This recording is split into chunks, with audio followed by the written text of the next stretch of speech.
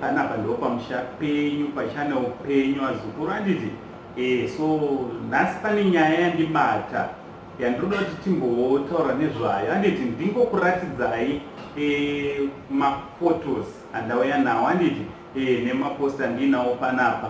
Also ndobva ndakuratidzaiwo kamukavidhio kandasangana nako vazukuru. So tisati taita izvi, kana ungasati wasubscribe hapana chekumirira muzukuru, subscribe, turn on your notification bell, kuitira kuti pega pega patinoisa video unobva waziviswa handiti. Thanks very much nesupport yamunoramba muchipa pabasa renyu pamusha penyu, basa richienda mberi.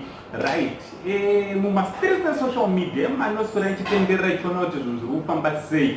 Tabva tambokwidza takananga kumusha wekuSt Mary's handiti, padhuze nepaPorisapo. Tabva tanosanganawo nezvino zviri panapa, maphotos ari panapa muri kuzvionera. Dzimba dziri kutoputsiwa zukuru, dzimba dzakatora nguva dzichivakwa, vanhu vachivakirawo mhuri dzavo handiti. So ndisinganatsonzwisisa kana kuziva kuti chii chinenge chanyanyoitika kumakanzuru handiti, kuti vanhu avo vanenge vazvipa vega here pekugara kana kuti pane chitsotsi chinenge chaitika. Kana muine chokwadi chezviri kuitikawo padzimba idzi, ngatinyorerane kumacomments.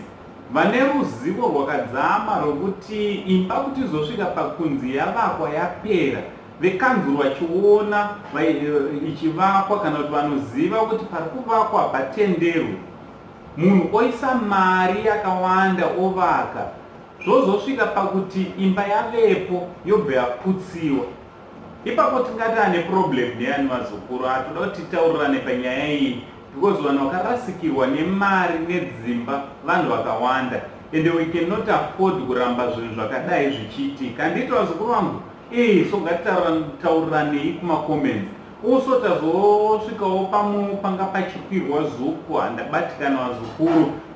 Zuku riri kubatsira vanhu, asi zviri kuratidza kuti mazuku achonaka ari kuita mashoma, nekuti zviri kuratidza kuti ndiyo transport inenge iri kuwandirwa nevanhu handiti.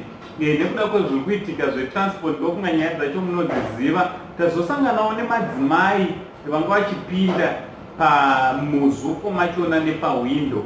Pakavidhio kanotevera ndo pamuchazvionera. Tonyoreranawo macomments kuti what do you think dambudziko retransport rogadziriswa sei munyika medu handiti. So naUncle Saint ndichibva ndati much love.